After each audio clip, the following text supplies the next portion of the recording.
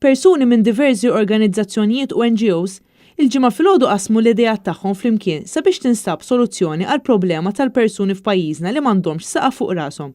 Jidher li bħalissa f'Malta hawn 27 persuna li qed jgħixu barra fit-triq. Iżda ma' dan wieħed irid iżid 300 oħra li jgħixu fil-karozzi. Konferma li din ir-realtà ġdida għal Malta u mhux invenzjoni. Roberta Sammut mill-Fakultà tax-Xjenza fl-Università ta' Malta sostniet li jeżistu madwar 300 każ moħbi ta' nies li jgħixu fil-karozzi tagħhom għax ma joffordjawx li jkollhom saqaf fuq rashom. Hi qalet li dawn il-każijiet ipoġġuna f'sitwazzjoni tal-mistħija għaliex huwa dmir tagħna li naffaċċjaw din ir-realtà u nsibu soluzzjonijiet. Min-naħa tiegħu il-Professur Andrew Azzopardi stqar li dawn is-sitwazzjonijiet m'għandniex inħalluhom iseħħu.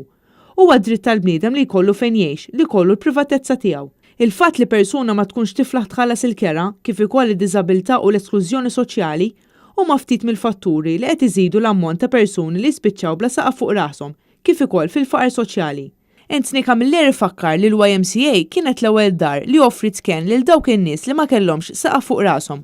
Camilleri saħaq li għandna sitwazzjonijiet ta' nies li qed jispiċċaw jgħixu fi-djar abbandunati għax ma jifilħux iħallsu l-kera. Din ir-realtà li qed beżżel lil ħafna żgħażagħ għaliex anke min għandu paga medja qed isibha diffiċli biex ilaħħaq mal-kera.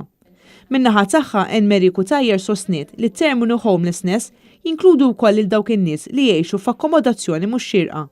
Għandna familji li qed jispiċċaw jgħixu f'garaxxijiet minħabba li spiċċaw bla xogħol u m'għandhomx minn fejn iħallsu l-kera. Iż-żieda fil-prezzijiet tal-kera hija waħda mill-elementi prinċipali li kaġun tagħha qed jiżdiedu n-nies li qed jispiċċaw bla saqaf fuq rashom. Finalment huwa l-obbligu tal-Gvern li jara li l-poplu jkollu akkomodazzjoni adekwata fejn jgħix. Fl-istess attività tfakret il-memorja ta' Charles Micheli li kien persuna li ħadem ħafna f'dan is-settur, bniedem li kien vuċi għal ġustizzja soċjali.